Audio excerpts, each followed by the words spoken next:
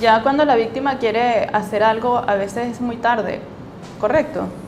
Lamentablemente, descubrir quién hay detrás de una máscara ideal, estupenda, maravillosa, suele costar muchos años, a veces una vida entera.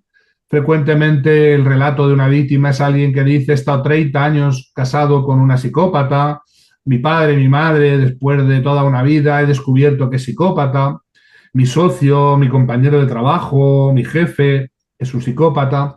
Es decir, son años o décadas de permanecer en una situación de confusión, de disonancia, de no podérselo creer, de no querer aceptar lo evidente.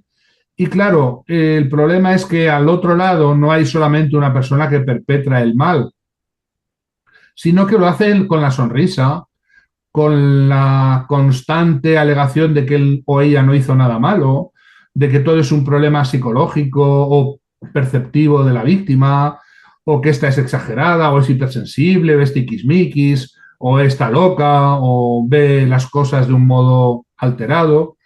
En definitiva, las víctimas son convencidas por la propaganda psicopática de que, y este es el golpe maestro de un psicópata, la víctima es percibida o se percibe a sí misma no como víctima, sino como causante del problema.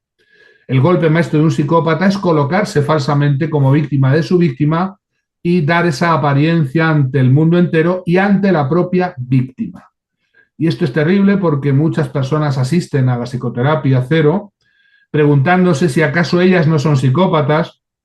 Es un poco risible esta alegación que hacen muchas víctimas que estarán escuchando esta emisión seguro, que creen, sospechan que quizá ellas sean psicópatas. Y claro, la verdad hay que decirles muy rápidamente, sería la primera vez en la historia que un psicópata está preocupado por el hecho de serlo, o que un psicópata hace examen de conciencia, o se cuestiona a sí mismo, o tiene miedo de llegar a ser un psicópata. Es emoción que, por supuesto, los verdaderos psicópatas no experimentan. Los psicópatas saben que lo son y no pasa nada, se ríen de los demás, se ríen de la siempre capacidad nueva que tienen de volver a hacer el mismo truco a las mismas personas. En definitiva, el golpe maestro es colocarle a la víctima un relato en el cual la víctima es la culpable o incluso la victimaria. Y esto es verdaderamente terrible porque muchas personas han llegado a quitarse del medio pensando, habiendo tragado ese anzuelo, habiéndose introyectado la culpabilidad del propio maltrato, y esto hace que estas víctimas quizás, y yo lo repito mucho esto, son las víctimas más abandonadas de este mundo.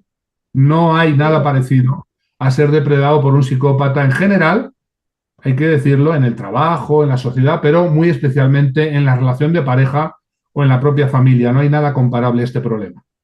Hemos visto víctimas que logran salir de esto y buscan ayuda, pero el psicópata o su pareja en este caso no deja de tener una persecución constante y puede durar años. ¿Cómo manejaría esto la víctima? ¿Cómo debe manejarlo? Estadísticamente hablando, que las víctimas abandonen a los psicópatas porque ni saben que lo son, ni tienen ganas de hacerlo y siguen, aunque puedan estar destruidas, apegadas a sus perpetradores. Más bien suelen ser los psicópatas los que descartan a las víctimas. Llega un momento en que se aburren de ellas, dejan caer la máscara, ya no hacen ningún esfuerzo por ocultarse y finalmente el psicópata lo que hace es pasar página, ha encontrado otras víctimas a las que depredar, algo mejor, no se hacen ningún problema y pasan a otra cosa. Ese, siendo un pronóstico muy duro para la víctima, es sin embargo el mejor pronóstico, porque al fin y al cabo ha encontrado a otras víctimas a las que depredar y se va a dedicar a ellas. El peor pronóstico es cuando la víctima, por alguna razón, tiene la fuerza o la determinación, la voluntad y corta la relación con el psicópata. Y es el momento en que estos se vuelven muy peligrosos porque no se dejan ser dejados. No porque les importe la víctima, ni porque las amen, ni porque estén enamorados, sino porque esa rabia, producto de su soberbia, de su orgullo, les lleva a no permitir que la víctima zafe y a veces se producen unas reenganchadas, unas vueltas a la relación creadas por los intentos efectivísimos, muy eficaces de los psicópatas de volver a enganchar a sus antiguas víctimas, solo con el objetivo de volverlas a destruir o de demostrar su poder sobre ellas o de dejarles en el peor momento y de la peor manera posible. Este pronóstico es terrible porque hace que las víctimas que ya habían zafado se encuentren con una segunda temporada o una tercera temporada en una relación tóxica con un psicópata y cada vez la probabilidad de zafar es más baja. La destrucción es más alta, la persona está más destruida y se siente completamente abandonada y desesperada. El mensaje es claro: cuando hay un psicópata en una relación de pareja o en una relación de cualquier tipo, lo ideal es no detenerse y correr, salir de esa relación y practicar el contacto cero por siempre y para siempre. Es muy complicado decirle a la pareja de un psicópata que está completamente enamorada, dedicada, hipnotizada por ella o por él. Es muy difícil decirle que tiene que hacer contacto cero por siempre. Es prácticamente decirle a un drogadicto que tiene que dejar la sustancia de la que depende, y esto se tiene que hacer con un acompañamiento, un entrenamiento y un proceso psicoterapéutico muy robusto y que sea implacable a la hora de exigir ese contacto cero. No para darle venganza al psicópata o a la psicópata. El contacto cero no es un modo de castigar o de darle con el látigo de tu indiferencia a tu victimario, sino es el único modo de resultar preservado sabiendo que a cualquier cosa que juegas con un psicópata siempre vas a perder. Y por eso la única forma de no perder es no jugar a nada. La única forma de no ser destruido es mantener el contacto absolutamente cero, patatero, cero por siempre, y eso debe darse en un plazo de 1 a 2 años para que se mitigue, se desactive los potentes procesos de apego que están activos en las víctimas y esa limerencia, esa sensación de amor furibundo, irracional y pasional que suelen tener las víctimas respecto a sus psicópatas. Creen de verdad que han encontrado a alguien genial, incomparable, único, y lo único de genial, incomparable, único es el hecho de que esas personas tienen tales capacidades de manipulación que han suscitado falsos sentimientos en las víctimas que éstas creen ser verdaderos porque son reales, y esos sentimientos de enamoramiento sí son reales y verdaderos desde el punto de vista de la víctima, pero no hay ninguna reciprocidad al otro lado. No hay verdadero amor. Al otro lado hay amor cero. Hay una mera fachada, una mera apariencia, una mera, digamos, tramoya o estructura de apariencias, pero que no tiene ninguna emocionalidad real, ni ninguna entrega real, ningún amor real. Amor verdaderamente cero. Doctor, ¿y qué es exactamente el gaslighting? El gaslighting o proceso de luz de gas es un término que procede de una película de los años 30 en el que un notorio psicópata iba destruyendo el equilibrio, la resistencia psicológica de su esposa a base de hacerle creer que no veía nada, que se estaba quedando ciega, haciendo un proceso de manipulación de la luz de gas, que entonces en aquella época las lámparas internas se alimentaban de un flujo, una espita de gas, y ese gas se iba reduciendo, lo reducía y le hacía creer a la víctima, en este caso, que estaba perdiendo la vista, que no veía, etc. Ese término de luz de gas o gaslighting es uno de los términos que se utiliza para explicar una de las manipulaciones más habituales de los psicópatas, que es inducir en la víctima un desequilibrio psíquico creado ad hoc, creado de manera oportunista y deliberada, haciendo a la víctima perder el juicio, la razón, la sensación de estar cuerda y haciendo a la víctima dudar de sus propias percepciones. Esta es la clave del gaslighting. Cuando la víctima es llevada por un proceso de manipulación así a dudar de sí misma, esto ayuda a los objetivos del perpetrador porque ya le hace dudar de lo que ella misma está viendo, le hace dudar de su buen juicio, le hace dudar de si verdaderamente está siendo destruida por esta o este psicópata, y por tanto eso beneficia siempre la estrategia de manipulación del psicópata.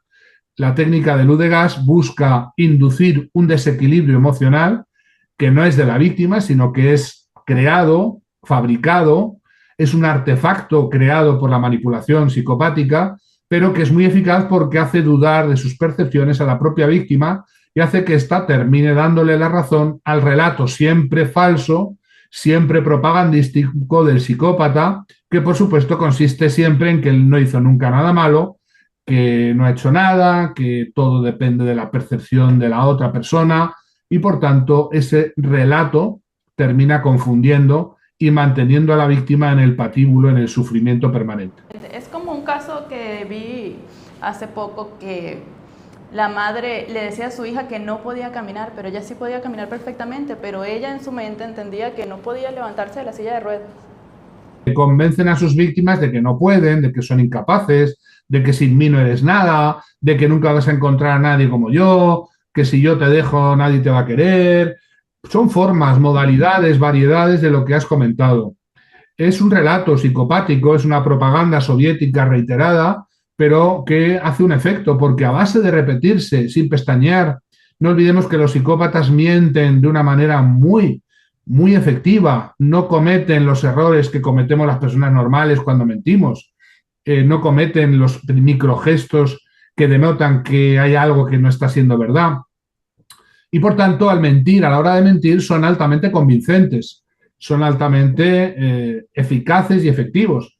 Y mienten por toda la cara, mienten con todo el desparpajo del mundo, dicen mentiras para tapar otras mentiras en las que han sido descubiertos, y eso genera una bola de nieve de disonancia cognitiva cada vez mayor que lleva a que la víctima ya no es capaz de confiar en su propio criterio, ya ni siquiera es capaz de verificar que lo que tiene delante es real, duda de la realidad que está viviendo, y ahí es donde es más peligrosa la situación, porque hay personas que no encuentran ninguna opción más que la de quitarse del medio.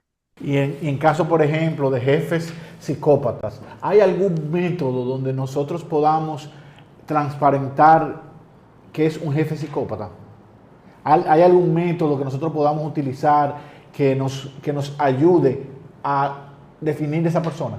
Son los hechos, más allá de sus palabras, sus relatos, su verborrea, su propaganda, son los hechos reales, las obras, las que identifican a los psicópatas. Y por eso estos están siempre muy empeñados en crear relatos que oculten los hechos. Y por eso el mensaje central en esta divulgación que están realizando ustedes respecto a la población general siempre es la de estar atentos a las obras, no a los dichos, ni a las declaraciones, ni a los métodos de propagandeo, al marketing personal, que es muy elevado en los psicópatas.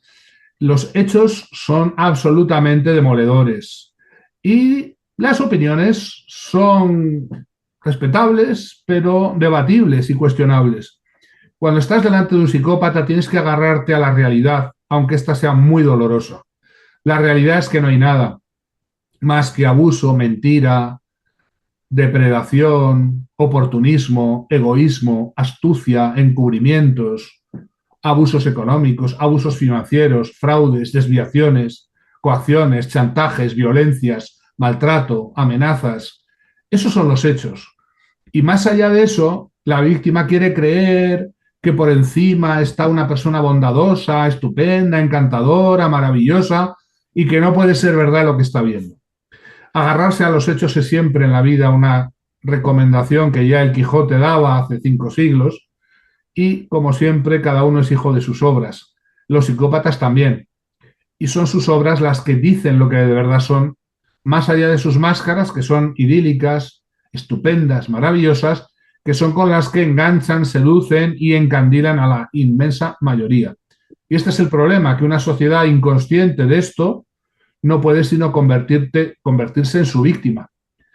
Y por eso somos víctimas de psicópatas en la política, de psicópatas en la actividad económica, las empresas, los sindicatos, las ONGs, las organizaciones religiosas. En definitiva, prácticamente en todos los órdenes tenemos psicópatas que han llegado muy lejos, generalmente arriba del todo, desde donde son dueños y señores para seguir haciendo sus desmanes con muy escasa probabilidad de que nadie los quite de en medio, los desaloje, porque son expertos en ellos desalojar, quitar de en medio a los que pudieran desalojarlos o quitarles de medio. En el mundo empresarial, la técnica muy habitual de los psicópatas organizacionales contra aquellos que les estorban o que son conocedores de sus desmanes o que pueden obstaculizarles el acceso al poder es el mobbing, el acoso psicológico en el trabajo, al que yo he dedicado varios libros y soy autor del primer libro en español sobre esa materia hace ya un cuarto de siglo. El mobbing es la tecnología perversa con la que el psicópata organizacional practica una tecnología de guante blanco que primero rompe las redes de comunicación, la imagen pública de la víctima, luego la aísla, luego se desarrollan campañas de denigración, descrédito, se envenena a los compañeros de trabajo contra la víctima, se le acusa de todo tipo de irregularidades o graves incumplimientos que son o falsos o exagerados, y finalmente se elimina limpiamente aquel que, llegado el momento, o bien él se marcha por su propio pie, o bien finalmente es despedido con un despido del que se ha creado falsa y artificialmente una causa. Esta es la tecnología perversa y podrida que utilizan los psicópatas organizacionales, la del mobbing, porque de nuevo es un problema clandestino, es un problema que se practica de manera oculta, encubierta, de tal manera que solamente la víctima que lo sufre sabe lo que está pasando y no siempre al principio, y cuando ésta es eliminada, barrida de la circulación, el psicópata campa por sus respetos, está a sus anchas en un lugar donde ya no tiene a nadie que sepa lo que está ocurriendo, nadie que le obstaculice el camino hacia la fama, el poder, la cúpula, finalmente al poder supremo en esa organización.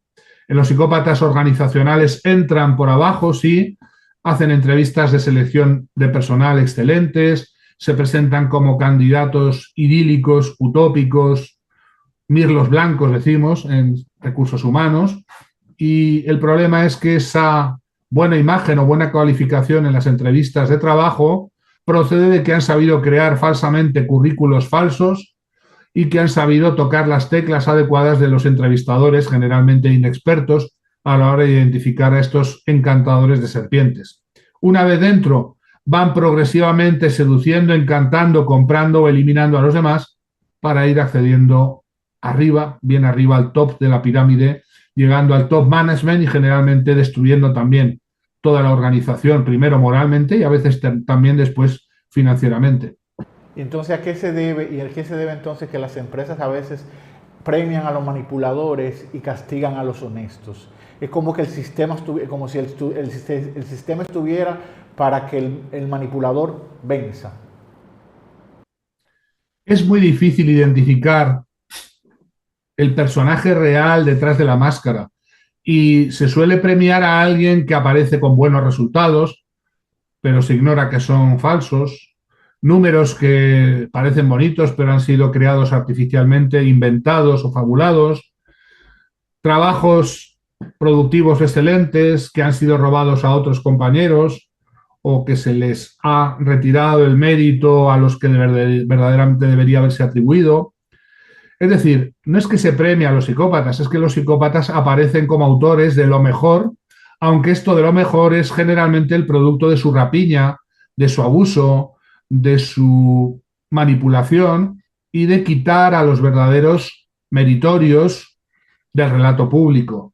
Se apuntan el trabajo de otros, se apuntan los tantos que no les pertenecen, roban directamente el trabajo, la productividad de otros, y esto es también la causa por la que también van promocionando, van ascendiendo. No es que el sistema retribuye la psicopatía, el sistema está retribuyendo lo que aparece ser un buen rendimiento, un buen liderazgo, pero que realmente lo que hay detrás es todo lo contrario. Doctor, aquí en Centro Senda aplicamos la logística de Basecamp empresarial, donde todos cuidan de todos. ¿Cómo hace un líder para que pueda identificar a una persona que está en su equipo antes de que haga daño? Identificar a un psicópata es complicado. Las señales primeras siempre es ver con qué desparpajo y sin hacerse ningún problema moral o emocional mienten. Siempre es asombroso ver cómo una persona normal, cuando miente, siempre siente malestar, se siente culpable y emite una serie de comunicaciones no verbales que nos permiten identificar la mentira. En los psicópatas tales comunicaciones, tales microgestos no existen. ¿Por qué? Porque no experimentan malestar, ni culpa, ni tienen ninguna ansiedad por hacerlo. Entonces, las señales tempranas hablan de una persona con ningún malestar a la hora de mentir, que es capaz de crear relatos falsos para encubrir sus mentiras, una persona que adopta muy rápidamente un estilo de vida parasitario, parasita la imagen, el trabajo, la producción de los demás, una persona que vive de un relato que es falso y que se encarga cuidadosamente de cultivar y mantener, un culto de la personalidad que les va a ser muy útil después cuando sus víctimas se revuelvan contra ellos, porque nadie va a creer a las víctimas y sí a ellos dotados de esa magnífica imagen, y el hecho de ser absolutamente incapaces de experimentar ninguna culpa, vergüenza y ninguna remisión de comportamiento. Estas son señales tempranas que nos deberían llevar a conocer que los psicópatas no son capaces de amar, ni de sentir emociones, ni de trabajar genuinamente, y esto a una persona con cierta información o entrenamiento le debería resultar fácil identificar pronto quién es uno de estos personajes. Okay. Y en el caso de las personas que tienen su trabajo, estos colaboradores, y no pueden renunciar por necesidad, ¿qué hacen para evitar ese acoso? Bueno, el acoso laboral tiene unas características y es que se produce dentro de una organización reglada donde hay normas, donde hay derechos adquiridos y donde no es de recibo ni va en el sueldo el ser acosado. Por eso los acosadores, por muy psicópatas que puedan ser, no pueden practicar el mobbing a la luz pública, tienen que camuflarlo, encubrirlo, volverlo, digamos, aceptable a través de un proceso de distorsión comunicacional. Y por eso la víctima debe hacer público lo antes posible lo que está viviendo, debe rechazar esas imputaciones, ese maltrato, ese abuso, debe romper la clandestinidad y el secreto de las actuaciones de los psicópatas que la están acosando.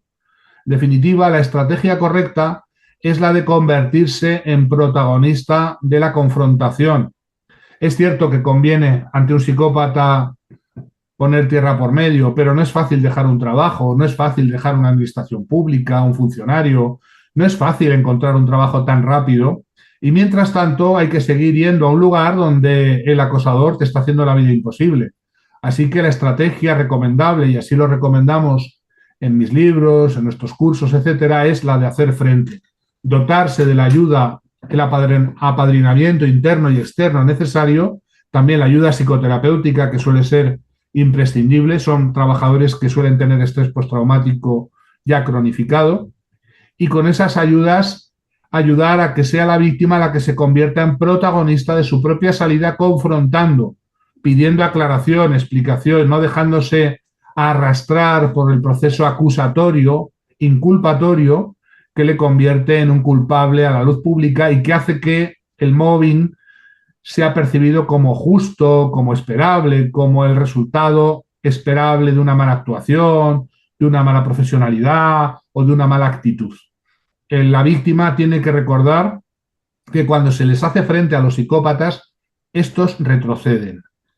Y esta es la novedad, que detrás de esa aparente fortaleza, que no lo es, hay también un yo quebradizo, no en el sentido del narcisista que se siente mal o que tiene miedo, sino que no hay verdaderamente una gran capacidad de confrontar por parte de los psicópatas. Lo hacen basados en la astucia, en la manipulación y en el hecho habitual de que las víctimas suelen estar inactivadas o desactivadas y no les hacen frente. Cuando se le hace frente, la víctima descubre que un psicópata retrocede. Excelente, hay que confrontarlo. Confrontarlos. Exactamente. Yéndonos al ámbito familiar, doctor, ¿cómo es crecer con un padre o una madre narcisista? Bueno, los progenitores narcisistas tienen de peligroso que suelen narcisistizar, si se puede decir la palabra en castellano, a sus propios vástagos, a su prole. Y es que el narcisista, ya hemos definido, vive con una sensación de incompleto, de ser un fraude, de ser inadecuado, y enseguida esa sensación se proyecta sobre sus hijos o algunos de sus hijos, intentando compensar a través de su rendimiento, su presencia o sus capacidades lo que ellos no han podido conseguir. La madre o el padre narcisista proyecta su grandiosidad sobre un hijo al que va a convertir también en una persona a la búsqueda de una falsa imagen inducida en este caso. Los padres y madres que deberían dar amor incondicional a sus hijos y que a cambio en este caso los narcisistas lo que dan es un incondicional desamor, una inaceptación incondicional. No importa lo que hagan, nada es suficiente. Siempre falta algo. Eso lo hace cualquiera, eso no tiene mérito, eso lo podrías haber hecho siempre mejor. En definitiva, el niño, la niña, vive con la sensación de no ser adecuado, de siempre faltarle algo y carece de la experiencia profunda y de la psicología clínica que es esencial, este sentimiento de haber sido bancado, aceptado, querido incondicionalmente. De ese modo aprende luego a mirarse con los mismos ojos amorosos con los que fue mirado, reflejado por un progenitor, por mamá o papá, y en la vida adulta, a partir de la adolescencia, es capaz de fabricarse racionalmente la autoestima. Ese es el proceso cuando las cosas van bien. Con un progenitor narcisista, el robo de la autoestima, el narcisista hace una labor de abducción energética, de chuparle la energía al hijo, vivir de sus producciones, de sus resultados, de sus éxitos a través de lo que el hijo hace. Y el problema es que eso vacía, depleta, deja sin combustible interno a ese niño, futuro adulto, que llegado el momento, sin esa energía procedente del amor con el que fue mirado, protegido, cuidado, bancado, va a convertirse a su vez en un narcisista.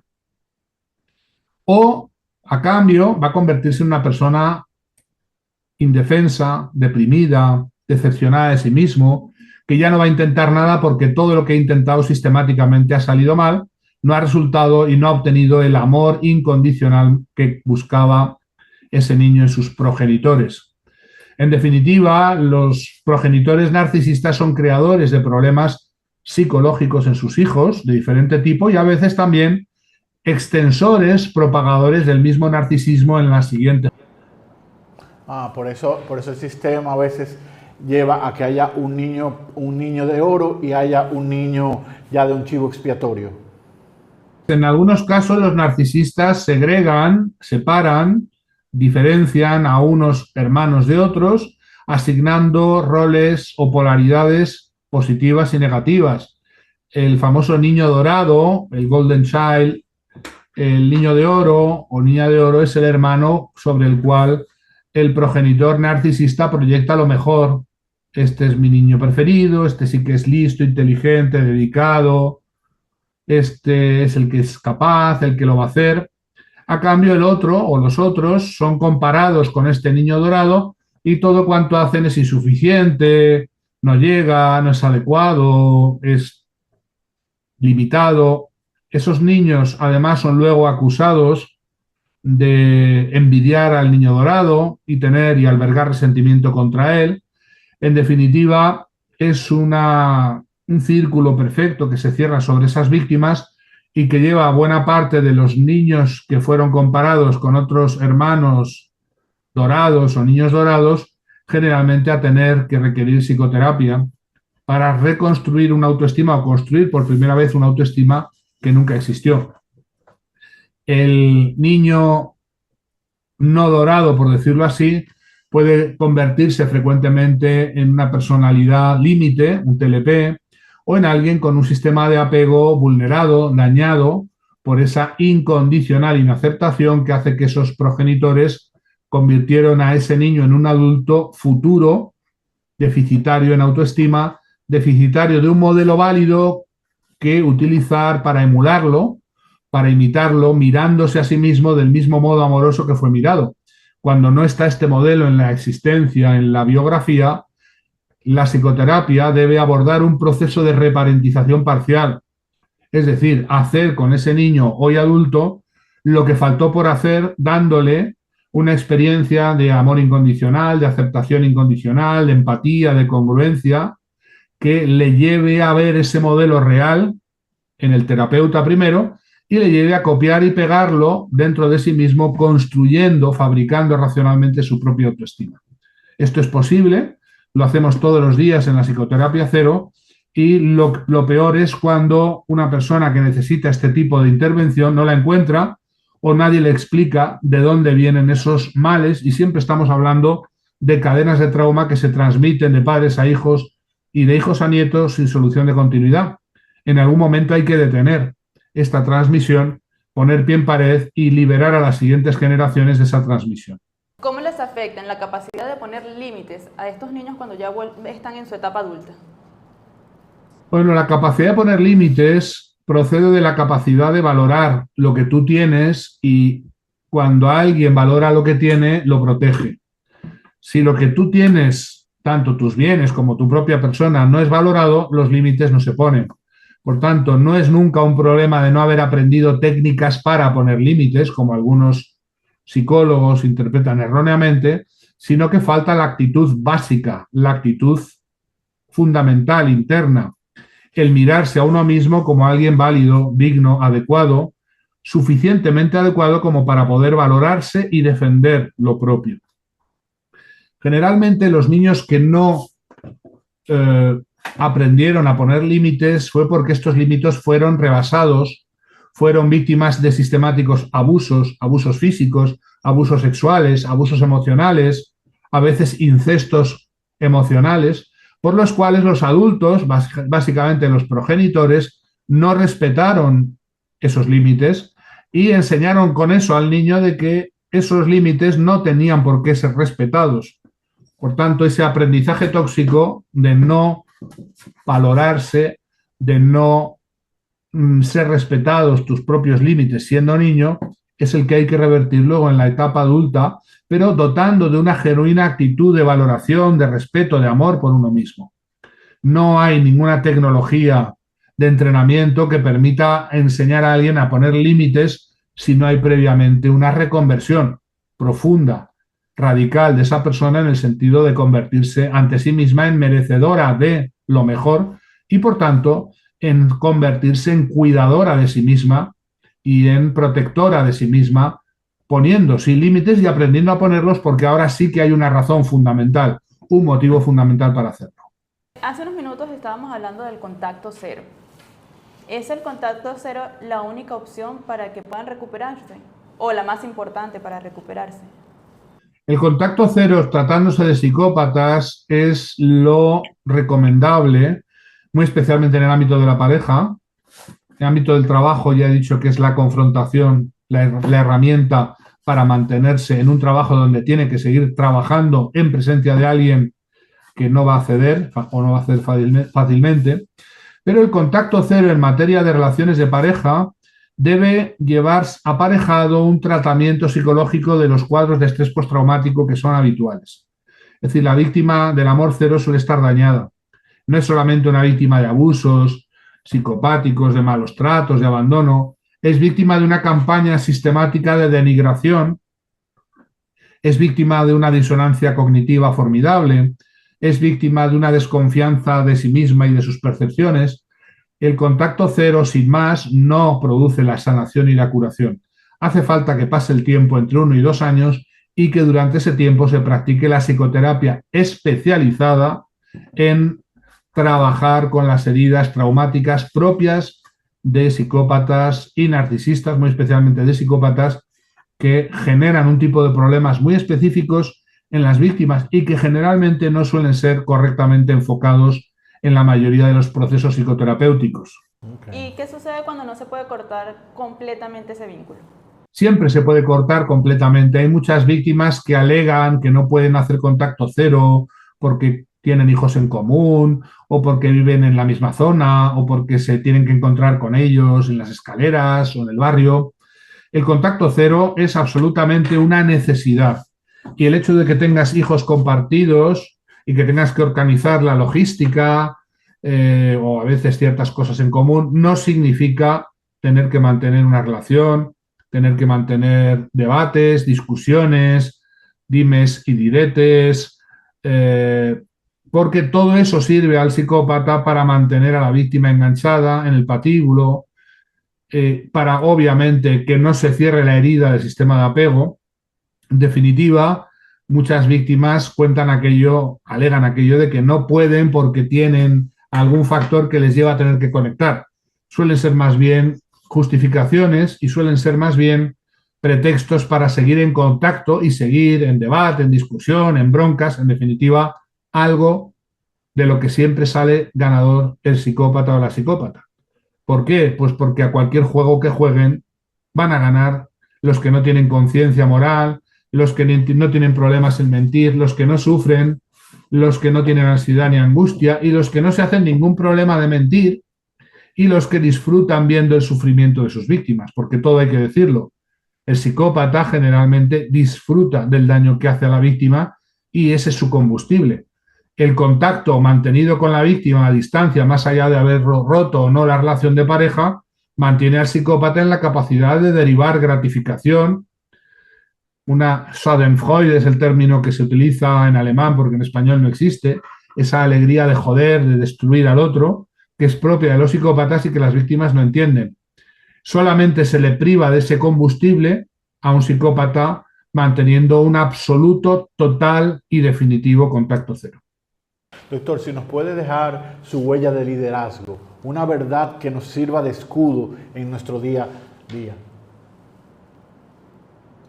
El verdadero liderazgo no es el que la gran mayoría de escuelas proponen y es utilizar una estrategia, una tecnología para manipular a los demás, haciendo que estos sigan al líder y que no es más que una modalidad más o menos encubierta de manipular al otro para que haga lo que éste naturalmente no haría. El verdadero liderazgo es aquel que siempre se retira del poder y se convierte en un verdadero modelo que hace que los otros espontáneamente quieran emular a ese verdadero líder, precisamente en ese no deseo de serlo, en ese no deseo de poder, en ese no deseo de alcanzarlo. En definitiva, el liderazgo cero, que así lo llamo yo, es el liderazgo que siempre se está retirando más y mejor del poder y que se coloca en la realidad, no en el discurso, al servicio de los demás. Todos los líderes, digamos, dirán que han venido a servir, pero la realidad es que quieren estar ahí arriba para servirse para utilizar a los demás, para usarlos, para manipularlos, para alcanzar otros fines. Y esto, lamentablemente, está cerca del concepto de los psicópatas, que consideran a los demás medios para sus fines. Desde el momento en que un líder es un líder cero, utiliza todos los trucos, las herramientas, las estrategias adquiridas en seminarios, en lecturas, en libros, en coloquios, para hacer que los demás hagan lo que no querrían hacer, pero con la sensación de que quieren falsamente hacerlo, es decir, siendo manipulados.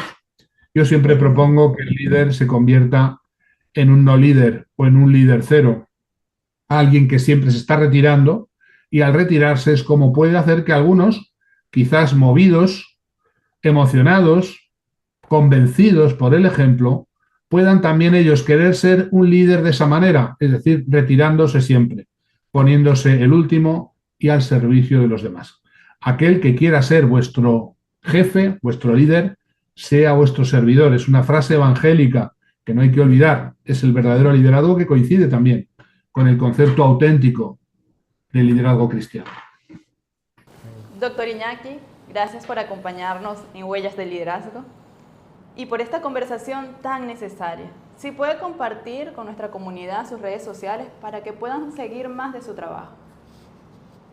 Estamos en Instagram, en Facebook, con el mismo nombre, Doctor Iñaki Piñuel, y también, sobre todo, para las víctimas de estos personajes, hay un canal de YouTube que ya tiene 18 años, tiene más de 3.000 vídeos gratuitos para poder consultar. Prácticamente tocamos todos los posibles temas, desde el mobbing, el bullying, el maltrato, el abuso psicopático, el amor cero, las familias tóxicas, las familias cero, y ese canal, pues entiendo yo que es el canal, uno de los canales más importantes, si no el más extenso en psicología en español, que está hecho precisamente para ponerlo al servicio de las víctimas a las que nadie ayuda. No olvidemos que víctimas del mobbing, del bullying, del amor cero, de las familias cero, son verdaderamente víctimas desasistidas que ni siquiera entienden lo que les está pasando a tiempo y que muchas veces siguen años después o décadas después enganchadas en la culpa, en la confusión, en la disonancia y en el daño psicológico. En ese canal disponen de una cantidad de información formidable y, por supuesto, en nuestra página web, donde también están todos los servicios que desde el Instituto y la Fundación Iñaki Piñuel proponemos a todas las personas online. Y esa página es www.inakipinuel.com. Como suena, Inaki con K, inakipinuel.com. Ahí tienen toda la información y todo el material que les pueda ayudar. Gracias a todos los que nos escucharon hoy. Recuerden seguirnos, comentar y darle a la campanita de notificaciones para que les llegue cada vez que subimos contenido nuevo. Nos vemos en un próximo episodio en Huellas de Liderazgo. Bye bye. Bye.